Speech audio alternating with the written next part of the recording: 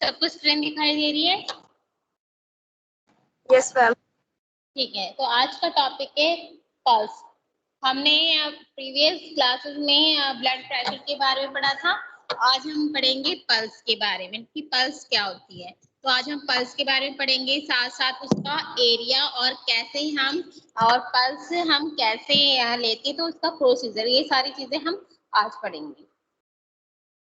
तो सबसे पहले बात आती है डेफिनेशन ऑफ द पल्स की। पल्स की डेफिनेशन क्या है या हम पल्स को कैसे डिफाइन करते हैं, पल्स होता क्या है। तो pulse is the rate of heart beat, मतलब जो पल्स होती है वो हमारे हार्ट बीट रेट होती है। जैसा कि नॉर्मल हम कहते हैं ना कि नॉर्मल जो एवरेज पल्स रेट 72 होता है, तो उस हिसाब से 72, तो हमारा हार्ट रेट भी नॉर्मल कार्डियक साइकिल में 72, मतलब ये कह रहे हो एक मिनट में हमारे क्या है 72 कार्डियक साइकिल भी तो होती है। ठीक है, तो वो क्या है हार्ट बीट प्रोड्यूस करती है। तो इस हिसाब से जो हमारा जो पल्स है वो हमारी हार्ट बीट रिलेटेड है। तो इसलिए हम पल्स को डिफाइन करते हैं, pulse is the rate of heart beat. ठीक है, pulse is actually called heart rate which is the number of time heart beat each minute. मतलब जो हमारा जो पल्स है उसको हम हार्ट रेट भी कह सकते हैं। क्यों? क्योंकि ये क्या है, ये हमारे हार्ट बीट का एक टाइम का नंबर है, मतलब हर मिनट में होने वाले हार्ट बीट का नंबर है। मतलब जैसा कि मैंने भी बताया ना कि एक मिनट में हमारी पल्स रेट कितनी होती है 72 होती है, तो उस हिसाब से अगर हम एक मिनट में अगर हम अपने हार्ट बीट की बात करें तो 72 होती है। और उसी तरह अगर एक मिनट में हम बात करें तो हमारी कार्डियक साइकिल भी कितनी है 72 है। ठीक है, तो उस हिसाब से जो हमारा पल्स है उसको हम हार्ट रेट भी कह सकते हैं। क्यों? क्योंकि जो हमारा हार्ट बीट है वो मिनट के अकॉर्डिंग जितने टाइम हमारी हार्ट बीट होती है उतना ही हम पल्स को काउंट करते हैं। ठीक है, in some type of cardiovascular disease the heart beat and pulse can differ. मतलब कुछ केसेस ऐसे हैं हमारे कार्डियोवास्कुलर डिजीज, मतलब कार्डियोवास्कुलर डिजीज से कुछ टाइप ऐसे भी हैं जिसमें हमारी हार्ट बीट और पल्स से डिफरेंट होती है। समझ में आया? Yes ma'am. अब जैसा कि इस स्लाइड में आपको क्या दिखाई दे रही है, इस स्लाइड में आपको पल्स एरिया दिखाई दे रहा है, जहां पे हम क्या कर सकते हैं, पल्स रेट चेक कर सकते हैं। तो जैसा कि इसमें आपको temporal, carotid, bronchial, radial, femoral, dorsalis, posterior tibia, dorsal tibia या टीबिया, ये सारी चीजें यहाँ दिखाई दे रही है ना सबको? Yes ma'am.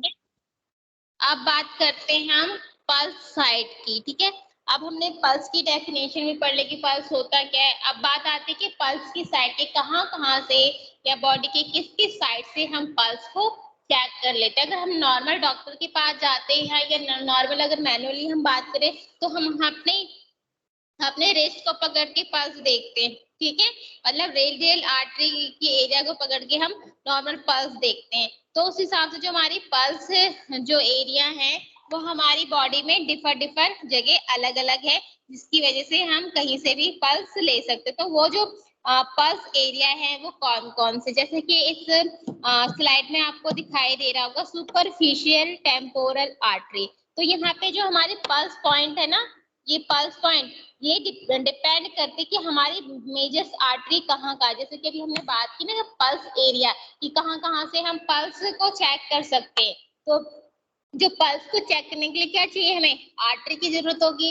जहां आर्टरी प्रेजेंट होगी वहीं तो हम पल्स डिटेक्ट कर सकते हैं। तो उस तरह हमारे बॉडी के अंदर मेजर आर्टरी जो होंगे, मेजर आर्टरी जिसका हम यूज करते हैं पल्स पॉइंट के रूप में करते हैं। तो इस स्लाइड में जैसे कि आपको दिखाई दे रहा होगा pulse point over major artery दिखाई दे रही है ना हेडिंग। तो इसमें देखो कि कौन कौन सी ऐसी मेजर आर्टरी हैं जहां से हम पल्स को डिटेक्ट कर सकते हैं। तो इसमें सबसे पहले आता है सुपरफिशियल टेम्पोरल आर्टरी। ठीक है, सुपरफिशियल टेम्पोरल आर्टरी जो हमारी क्या है टेम्पोरल एरिया के साइड है। उसके बाद हमारा कैरोटाइड, कैरोटाइड आर्टरीज है नीचे नेक की साइड है। फिर है हमारी ब्रोंकियल आर्टरी जो हमारे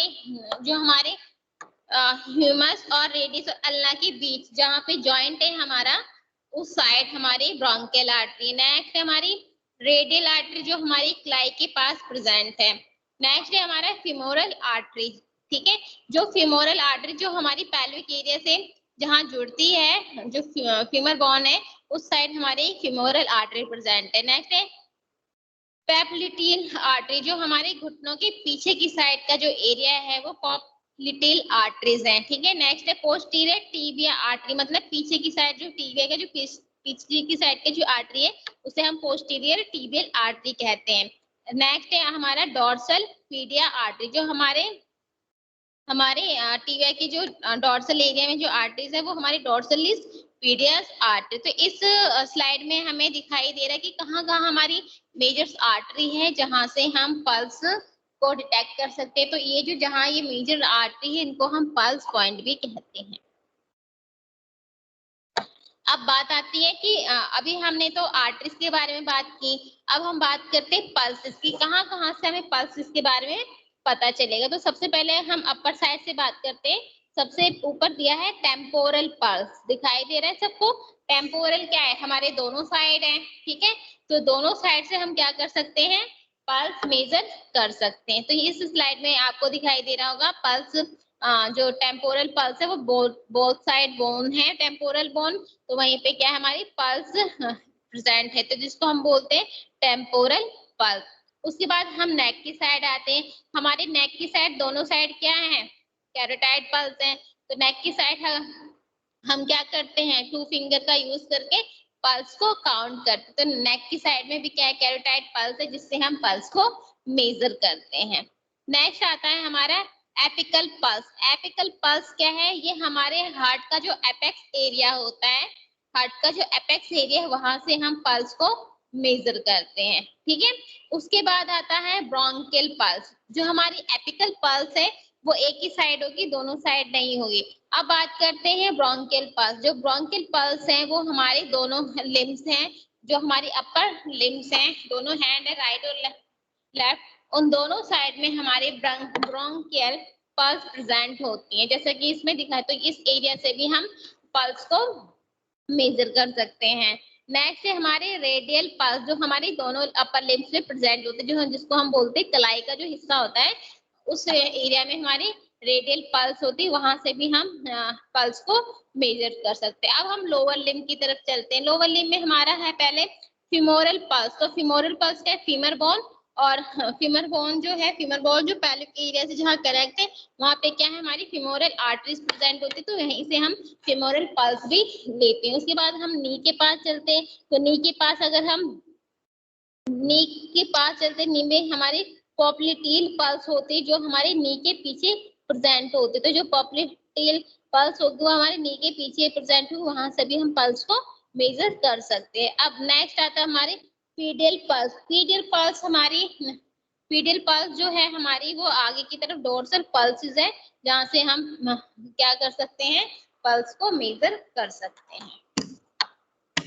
इस स्लाइड में आपको दिखाई दे रहा है हमारा thoracic cage area with the heart. तो इसको हमने डिवाइड कर रखा, तो यहाँ पे हमने इसको हमारा जो ये जो थोरेसिक एरिया है इसको हमने मिड एक्सटर्नल लाइन से डिवाइड कर रखा है, साथ साथ मिड क्लेविकुलर लाइन से और एक्सिलरी लाइन से डिवाइड कर रखा है। तो इसमें आप देखोगे कि यहाँ पे हमें ये क्लेविकुलर स्टर्नम बोन तो दिखाई दे रही है, साथ साथ यहाँ पे हमारी एपिकल पल्स बिफोर एज 4, 4 साल से पहले क्या है, हमारे यहाँ एपिकल पल्स प्रेजेंट है, ठीक है। नेक्स्ट है एपिकल पल्स जो हम मेजर करते हैं उसकी बात हो रही है। उसके बाद हम बात करते हैं apical pulse at age 4 to 6, 4 से 6 साल के बीच की एपिकल पल्स यहाँ मिड में प्रेजेंट होगी, और जो हमारी एडल्ट पल्स होगी वो हमारे हार्ट के अपेक्स के एरिया के पास प्रेजेंट होगी। तो देखो, अगर हम चाइल्ड की बात करें जो 4 साल से छोटे, तो उनकी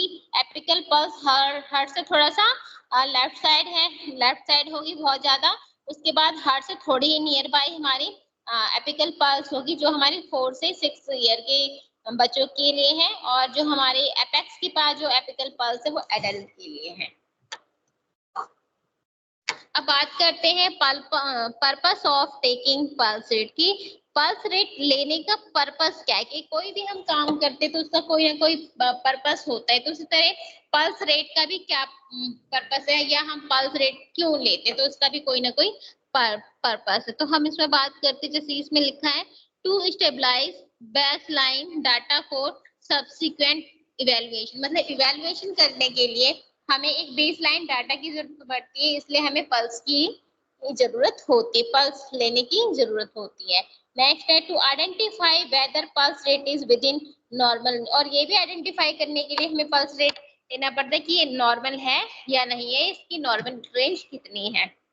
नेक्स्ट है to determine whether the pulse rhythm is regular या पल्स वॉल्यूम इज एप्रोप्रिएट, और ये भी पता करने के लिए हम पल्स लेते हैं कि पल्स की जो रिदम है वो रेगुलर है, या पल्स का जो वॉल्यूम है वो एप्रोप्रिएट कंडीशन में है या नहीं, तो उसका पता करने के लिए भी हम पल्स लेते हैं। नेक्स्ट है to identify quality of corresponding peripheral pulse on each side of body, और ये भी डिटरमाइन करने के लिए लेते हैं कि जो हमारी दोनों साइड की जो पेरिफेरल पल्स है वो क्या है, रिस्पॉन्ड कर रही हैं या नहीं कर रही, इन सबको हम को देखने के लिए ही हमारा जो पर्पस है पल्स रेट को लेने का मेन यही पर्पस है। अब बात आती है रेस्टिंग पल्स रेट, ठीक है। रेस्टिंग, अगर कोई पेशेंट, अगर ये कह लो अगर कोई पर्सन वर्किंग में हो, या कह लो कि एक्सरसाइज में हो, या ये कह लो जो पर्सन रेस्ट में नहीं रहते, काम करते रहते, उस टाइम उनकी जो पल्स रेट है वो बढ़ सकती है, तो इसलिए हम पल्स रेट हमेशा रेस्टिंग में लेते हैं कि रेस्ट करने के टाइम पल्स रेट पेशेंट का कैसा है। तो इस वक्त जब भी हम पल्स रेट लेते हैं, हम पेशेंट को हैवी वर्क एक्सरसाइज करने से थोड़ा मना कर देते हैं, और आराम से उस पेशेंट को बिठाते हैं और फिर उसका पल्स रेट लेते। कभी भी कोई भी वर्क करने के बाद या दौड़ने के बाद, एक्सरसाइज करने के बाद तुरंत बाद कभी भी पल्स रेट मेजर नहीं करना चाहिए। तो हम जब भी पल्स रेट मेजर करते हैं रेस्टिंग पोजीशन में ही करते हैं। तो यहाँ पे जैसा कि स्लाइड में दिखाया है एज और बीट पर मिनट, तो यहाँ पे जो आपको स्लाइड में आपको एज के अकॉर्डिंग कितनी पल्स रेट होनी है पर मिनट के अकॉर्डिंग वो बताई गई है। तो अब उस हिसाब से अगर हम बात करें, 1 साल से जो छोटे बेबीज होते हैं उनकी जो पल्स रेट होती है वो 100 से लेकर 160 तक होती है, मतलब एक मिनट में 100 से लेके 160 बीट पर मिनट होती है 1 साल से छोटे बेबीज के अंदर। तो उनकी पल्स रेट 100 से 160 होती है पर मिनट के अंदर। अब बात करते हैं 1 साल से लेके 10 साल तक के बच्चों में। तो अगर हम बात करें 1 साल से 10 साल तक के बच्चों में जो पल्स रेट होती है वो 70 से लेकर 120 बीट पर मिनट होती है, ठीक है। अब उसके बाद 10 साल तक तो ये हो गया, जैसे 10 साल के बाद बच्चे बड़े होने लगते हैं, तो ठीक है, तो बड़े 10 साल के बाद से लेकर एडल्ट तक, ठीक है, ठीक है, एडल्ट तक उनकी जो नॉर्मल पल्स रेट हमने मेजर की है वो 60 से लेके 100 तक की होती है, ठीक है। नेक्स्ट है हमारे एथलेट्स, जो धावक होते हैं, जो दौड़ने वाले एथलेटिक्स होते हैं, उनकी जो पल्स रेट होती है वो 40 से लेके 60 के बीच में होती है। तो इस स्लाइड में ये समझ में आया है कि एज के अकॉर्डिंग जो हमारी बीट है वो चेंज होती रहती है। अब बात करते हैं फैक्टर्स कि कौन कौन से फैक्टर्स हैं जो हमारी पल्स रेट को अफेक्ट करते हैं। तो यहाँ पे हम उन फैक्टर के बारे में बात करेंगे जो हमारे पल्स रेट को अफेक्ट करते हैं। नेक्स्ट है इसमें फैक्टर अफेक्टिंग द पल्स की कौन कौन से ऐसे फैक्टर्स हैं जो हमारे पल्स को अफेक्ट करते हैं। नंबर 1 है एज। जैसा कि हमने प्रीवियस स्लाइड में देखा कि एज के अकॉर्डिंग पल्स रेट में चेंजेस होती, तो ये कह सकते कि जैसे जैसे ह्यूमन बीइंग की एज बढ़ती जाती है वैसे वैसे उनकी जो पल्स रेट है या हार्ट बीट रेट है वो घटती जाती है। उम्र बढ़ेगी पल्स रेट कम होती रहेगी, या ये कह लो कि सबसे ज्यादा जो पल्स रेट होती है वो छोटे बच्चों में होती है, जैसे जैसे वो बड़े होते हैं उनकी पल्स रेट कम होने लगती है। तो जो फैक्टर्स हैं जो पल्स को इफेक्ट करते हैं वो सबसे पहले है एज। नेक्स्ट है हमारी जेंडर, ठीक है। तो जेंडर में क्या है, मेल और फीमेल। तो मेल और फीमेल जो है ये भी हमारे पल्स रेट को इफेक्ट करते हैं, ठीक है। नेक्स्ट है हमारे एक्सरसाइज। एक्सरसाइज के टाइम हमारे हार्ट को ज्यादा पंप करना पड़ता है, इस हिसाब से हमारी पल्स रेट भी बढ़ जाती है। तो एक्सरसाइज भी है जो हमारे पल्स को अफेक्ट करता है। नेक्स्ट है फीवर। फीवर होने पे भी हमारी पल्स रेट पे इफेक्ट पड़ता है। फीवर होने पे, हाँ, फीवर होने पे पल्स रेट पे इफेक्ट पड़ता है, या तो पल्स रेट डाउन हो जाएगी या ही इंक्रीज हो जाएगी। तो पल्स फीवर से भी पल्स रेट पे इफेक्ट पड़ता है। नेक्स्ट है हमारी मेडिकेशन। कुछ ऐसे जो कुछ ऐसे लोग हैं, ये पेशेंट हैं जो मेडिसिन लेते, तो कुछ ऐसे मेडिसिन भी है जो हमारे हार्ट पे रिएक्ट करती है और साथ साथ वो हमारे ब्लड प्रेशर और हमारे हार्ट बीट पे भी इफेक्ट करते। तो मेडिकेशन का भी बहुत बड़ा रोल है, ये भी हमारे पल्स रेट पे मतलब इफेक्ट करता है। अगर मान लो कि अगर पल्स रेट पे इफेक्ट करता है, जिसकी वजह से क्या है, या तो पेशेंट का पल्स रेट बहुत डाउन हो जाएगा या इंक्रीज हो जाएगा। तो मेडिकेशन भी हमारे पल्स रेट पे इफेक्ट करती ही है। नेक्स्ट आता है लॉस ऑफ ब्लड। किसी भी वजह से अगर बॉडी से ब्लड का लॉस हो जाए तो भी हमारे पल्स रेट पे इफेक्ट होता है। क्यों? क्योंकि पल्स रेट हमारे हार्ट बीट से रिलेट करता है और हार्ट बीट हमारे चैम्बर में होने वाले ब्लड फ्लो के अकॉर्डिंग ही होता है। तो अगर किसी को हैमरेज हो जाए या लॉस ऑफ ब्लड हो जाए बॉडी में, तो वो भी हमारे पल्स रेट पे इफेक्ट डाल सकते हैं। नेक्स्ट है स्ट्रेस। स्ट्रेस जिसको हम टेंशन भी बोलते हैं, टेंशन में भी कई लोगों का जो पल्स रेट होता है वो बढ़ जाते हैं। तो इसलिए हमारा जो स्ट्रेस है वो भी हमारे पल्स रेट पे इफेक्ट डालता है। स्ट्रेस होने से हार्ट बहुत ज्यादा ब्लड आउटपुट करता है, टेंशन की वजह से हाइपर टेंशन होने लगता है, जिसकी वजह से स्ट्रेस, ये सारे स्ट्रेस की वजह से होने लगते हैं। तो स्ट्रेस भी हमारे पल्स पे इफेक्ट करता है।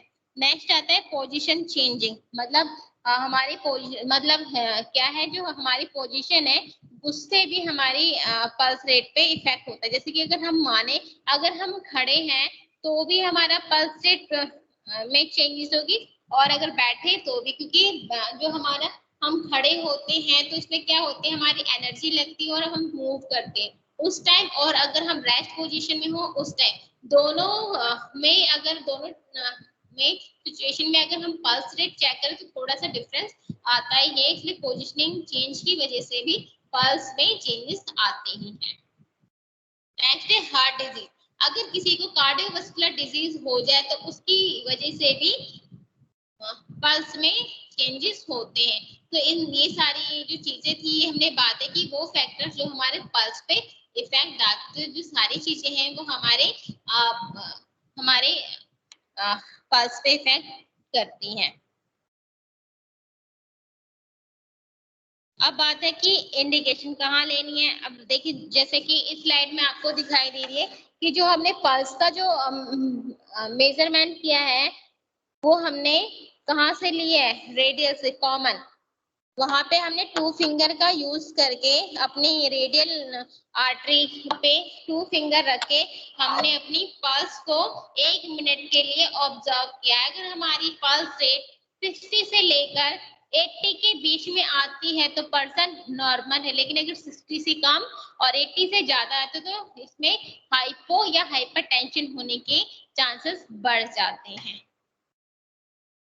अरे ब्रोंकियल नॉर्मल देखा गया, ब्रोंकियल तो डॉक्टर्स भी हैं, वो भी ब्रोंकियल आर्टरी के थ्रू पल्स को ऑब्जर्व करते। तो यहाँ पे भी 2 फिंगर्स का यूज करके पल्स रेट को काउंट किया गया है। नेक्स्ट है कोरेटाइड। कोरेटाइड क्या, हमारे नेक के साइड की जो हमारी आर्टरीज है वहां पे भी हम 2 फिंगर का यूज करके पल्स रेट मेजर करते हैं, जैसा कि इस डायग्राम में आपको दिखाया गया है।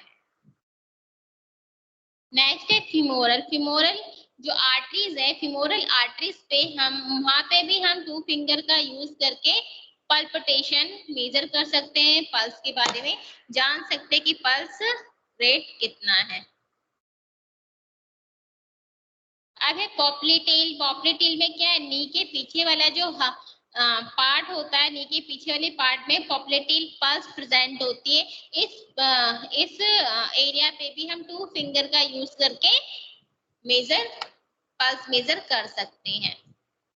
अब बात आता है डॉर्सलिस। डॉर्सलिस पेडिस में जैसा कि यहाँ पे दिखाई दे रहे कि जो हमारे फुट है, फुट का जो एंटीरियर पार्ट है जिसको हम यहाँ पे डॉर्सलिस पेडिस कह रहे हैं, वहां पे हमारे डॉर्सलिस पेडिस आर्टरी प्रेजेंट होती है। वहां पे भी हम 2 फिंगर का यूज करके पल्पिटेशन मेजर कर सकते हैं, पल्स मेजर कर सकते हैं। अब आता है पोस्टीरियर टिबिया। पोस्टीरियर टिबिया जो हमारे एंकल से थोड़ी ऊपर की तरफ हमारे पोस्टीरियर टिबिया आर्टरी प्रेजेंट होती है। यहाँ पे भी हम 2 फिंगर का यूज करके पल्स मेजर कर सकते हैं। व्हाट टू चेक के क्या चेक करना चाहिए, तो हमें पल्स रेट चेक करनी चाहिए, स्ट्रेंथ कितनी है वो चेक करनी है, फ्रीक्वेंसी कितनी है और डीप कितना है, ये सारी हमें पल्स रेट चेकिंग में करना चाहिए। पल्स चेक करने के टाइम हमें पल्स रेट, स्ट्रेंथ, फ्रीक्वेंसी और डेप्थ के बारे में पता करना चाहिए। ठीक है, अब नेक्स्ट है हमारा how to check pulse rate, कैसे पल्स रेट को चेक किया जाए। ठीक है, तो सबसे पहले हम क्या करेंगे, प्री प्रोसीजर, जिसमें हमें क्या करना है कि प्रोसीजर से पहले हमें क्या करना है, तो इसमें क्या है, हम प्रोसीजर से पहले पेशेंट को प्रॉपर तरीके से समझाएंगे कि हम क्या प्रोसीजर करने वाले। तो इसमें क्या है, greet and explain procedure to the patient. तो हम जब भी पल्स रेट लेंगे हम पेशेंट को प्रोसीजर के बारे में एक्सप्लेन कर देंगे। नेक्स्ट है provide privacy and perform hand hygiene. और जब भी हम पल्स मेजर करेंगे तो हम एक प्राइवेसी रखेंगे, पेशेंट के साथ एक प्राइवेसी रखी जाएगी और तभी हम पल्स मेजरिंग परफॉर्म करेंगे। जब भी हम पल्स मेजरिंग परफॉर्म करेंगे तो उस वक्त हमें अपने हैंड का यूज करना पड़ेगा, तो उस टाइम हमें अपने हैंड को हाइजीन रखना है, या ये कह लो हमें असेप्सिस का यूज करके अपने हैंड को हाइजीन करके रखना है।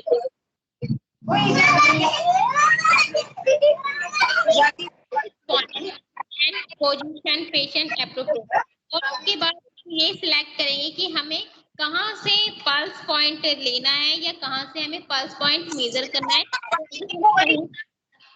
अगर जहाँ से हमें पल्स पॉइंट लेना है के अकॉर्डिंग ही हम पेशेंट को क्या करेंगे और वो पोजीशन देंगे।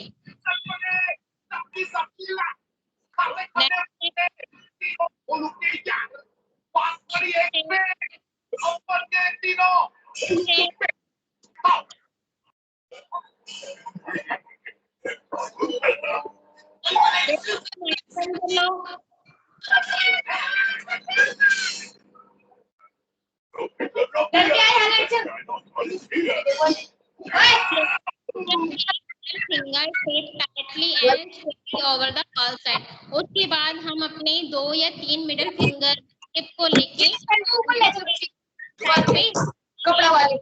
देखेंगे।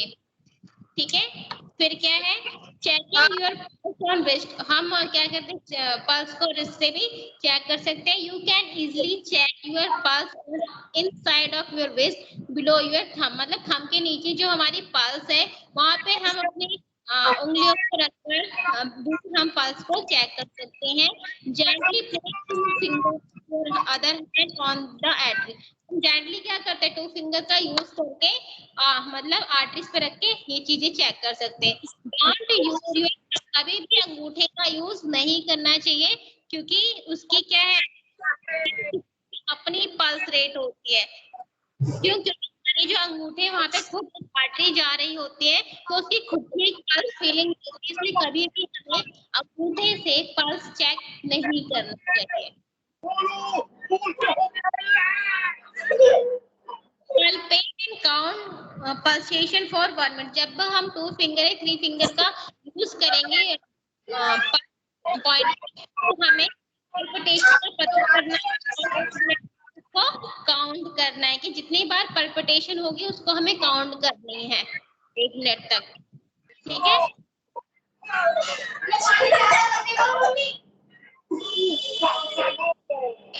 पेशेंट स्कैनिंग, और उसके बाद जितना भी हमें पल्स रेट पता चला है उसके बाद हम पेशेंट को बताएंगे। अगर जैसा कि इस स्लाइड में आपको दिखाई दे रहा है, अगर राइजिंग पोजीशन में है तो अगर 0 से 1 मंथ का बेबी होगा तो उसकी जो हार्ट बीट होगी 70 के बीच में होगी, 1 से 11 महीने होगा तो 80 से 150 होगी, 1 से 2 साल का होगा तो 80 से 130 के बीच में होगी, 4 साल 80 से 120 का होगा, 5 से 6 का होगा तो 75 से 75 से लेके 15 तक, 10 से 9 साल का है तो 70 से 110 के बीच में होगा। अगर 10 साल से बड़ा है तो उसकी पल्स रेट 60 से लेके 100 के बीच में आएगी। तो हमें जितनी भी पल्स रेट पता चलेगी वो हम पेशेंट को बता देंगे। आपको प्रोसीजर, और ये पोस्ट प्रोसीजर होने के बाद हमें क्या करना, हमें दोबारा से अपने हैंड को करना, दोबारा से वॉश कर लेना। ऐसा डॉक्टर अबनॉर्मल रिजल्ट, अगर पल्स नॉर्मल है तो भी हम को बताएंगे, अगर नॉर्मल रिजल्ट है तो हम उससे डॉक्टर को जरूर ही बताएंगे पेशेंट का जो पल्स है वो अबनॉर्मल है। तो करना है, बाद में हमें डॉक्यूमेंट रीडिंग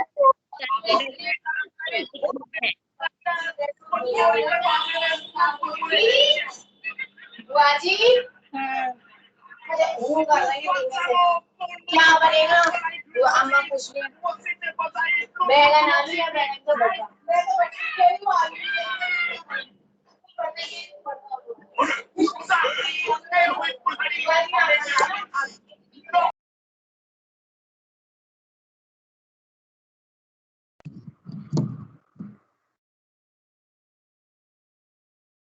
अब हम बात करते हैं अबनॉर्मल पल्स रेट की। तो ठीक है, अबनॉर्मल पल्स रेट, तो इसमें हमारा आता है ट्रैकीकार्डिया, जिसमें हमारा पल्स रेट क्या होता है, बड़ा होता है। तो हम ट्रैकीकार्डिया के बारे में बात करते हैं। तो ट्रैकीकार्डिया क्या है, a rapid heart beat more than 100 BPM, मतलब अगर हमारी हार्ट रेट या हमारी heart beat 100 beat per minute, मतलब पर मिनट के बराबर हो, ठीक है, बीट पर मिनट के बराबर है या उससे ज्यादा है, मोर देन 100, ठीक है, तो हम इसको ट्रैकीकार्डिया कहते हैं। ठीक है, ट्रैकीकार्डिया में क्या होता है, जो हमारी हार्ट बीट होती है या पल्स रेट होता है वो 100 से ज्यादा का होता है, तो उसे हम ट्रैकीकार्डिया कहेंगे। ठीक है, साइन एंड सिम्टम, कौन से साइन और सिम्टम है, अगर किसी को ट्रैकीकार्डिया है तो उसको हेडेक हो सकता है, फैटिक हो सकता है, पल्पिटेशन हो सकता है, nausea, sleep disturbance, weakness, thrombosis, hyperventilation, sweating, anxiety, dizziness और प्री सिंड्रोम या स्वेटिंग होने के चांसेस बढ़ जाते हैं। ये इनकी साइन एंड सिम्टम है।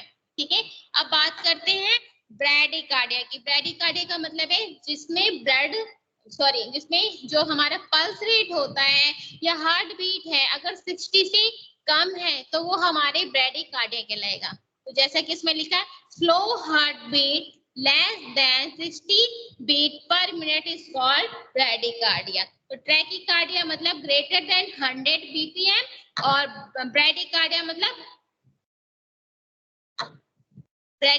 मतलब लेस देन 100 बीपीएम।